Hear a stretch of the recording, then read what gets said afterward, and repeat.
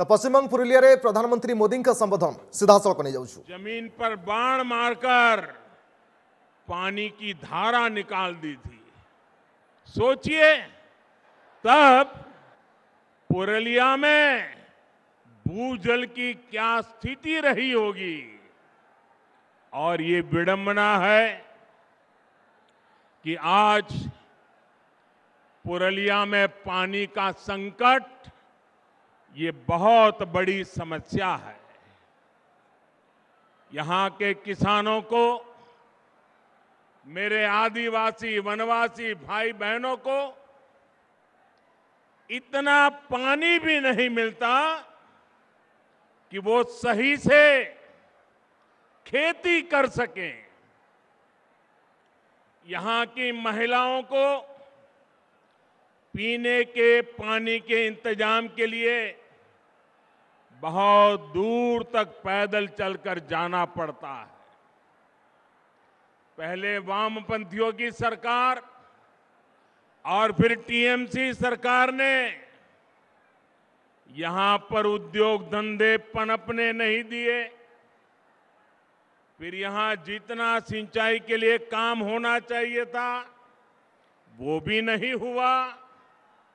कम पानी की वजह से पशुओं को पालने में जो दिक्कत होती है वो भी मैं भली भांति जानता हूं। खेती किसानी को अपने हाल पर छोड़कर टीएमसी सरकार सिर्फ अपने खेल में ही लगी रही। इन लोगों ने पुरुलिया को दिया है जल संकट से भरा जीवन। इन लोगों ने पुरुलिया को दिया है पलायन। इन लोगों ने पुरुलिया के गरीबों को दिया है भेदभाव भरा शासन। इन लोगों ने पुरुलिया की पहचान बनाई है देश के सबसे पिछड़े क्षेत्र के रूप में। ये लोग कैसे काम करते हैं इसका बहुत बड़ा उदाहरण है Purulia piped water supply project. 8 साल हो गए ये अब तक अधूरा पड़ा है। साहेब बांध सरोवर की स्थिति भी आपके सामने है। यहां के किसानों को, यहां के लोगों को इसका जवाब कौन देगा दीदी?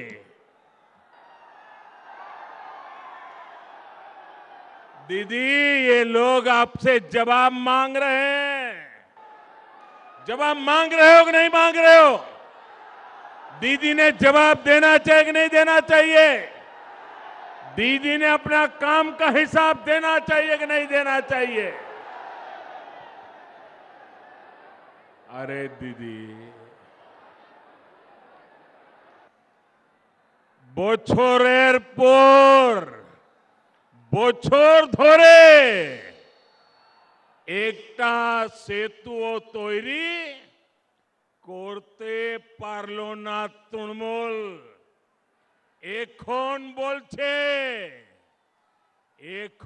বলছে উন্নয়নের কথা। और इसलिए आज मैं पुरुलिया के लोगों को, पूरे जगल महल क्षेत्र के लोगों को विश्वास दिलाने के लिए आया हूं। बंगाल में भाजपा सरकार बनने के बाद आपकी इन दिक्कतों को प्राथमिकता के आधार पर दूर किया जाएगा। जब बंगाल में डबल इंजन की सरकार बनेगी, एक दिल्ली का इंजन और दूसरा बंगाल का इंजन। जब डबल इंजन की सरकार बनेगी तो यहां विकास भी होगा और आपका जीवन भी आसान बनेगा। यहां पुरलिया में तो टूरिज्म की भी इतनी संभावना है, यहां पर हैंडीक्राफ्ट का इतना बेहतरीन काम होता है, इन सभी को बढ़ावा दिया जाएगा। भाई और बहनों, इस क्षेत्र जैसा ही जल संकट देश के अन्य क्षेत्रों में भी रहा है। जहां जहां भाजपा को सेवा करने का मौका मिला, भाजपा सरकारों ने वहां सैकड़ों किलोमीटर लंबी पाइपलाइनें बिछाई, हजारों तालाब बनवाए और आज इन क्षेत्रों में पानी का संकट तेजी से दूर हो रहा है। पानी की उपलब्धता बढ़ी है तो आज वहां के किसान अलग अलग तरह की फसलों को उगाने लगे हैं। अब यही काम बंगाल के उन सभी क्षेत्रों में भी किया जाएगा जहां पानी की दिक्कतें हैं। साथियों, पुरलिया सहित इस पूरे क्षेत्र में विकास की असीम संभावनाएं हैं। इसके लिए इस क्षेत्र की कनेक्टिविटी को सुधारना बहुत जरूरी है। पश्चिम बंगाल के हर हिस्से को रेल सेवा से जोड़ना ये हमारी प्राथमिकता है। इस समय पश्चिम बंगाल के अलग अलग हिस्सों में करीब 50,000 करोड़ रुपए के प्रोजेक्ट के लिए स्वीकृति दे दी गई है।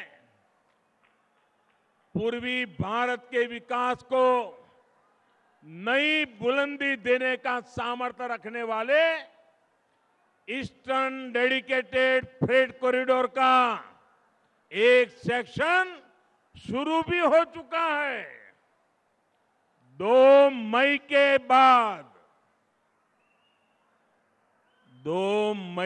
बाद यहां जब भाजपा सरकार बनेगी तो पश्चिम बंगाल में जो डानकुनी तक का सेक्शन है उस पर भी तेजी से काम शुरू कर दिया जाएगा।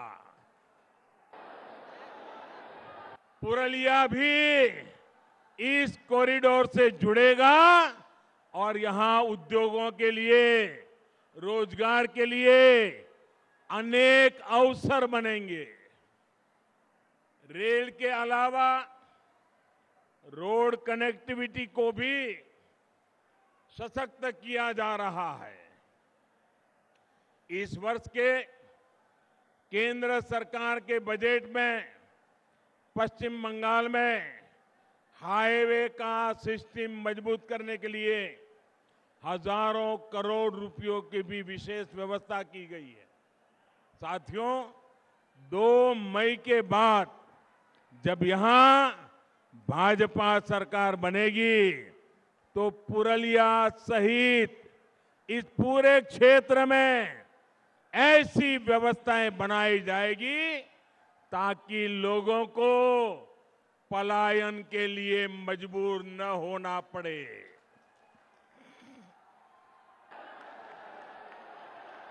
यहां कृषि आधारित उद्योगों को बल दिया जाएगा ताकि यहां के युवाओं को यहीं पर ज्यादा से ज्यादा रोजगार मिल सके।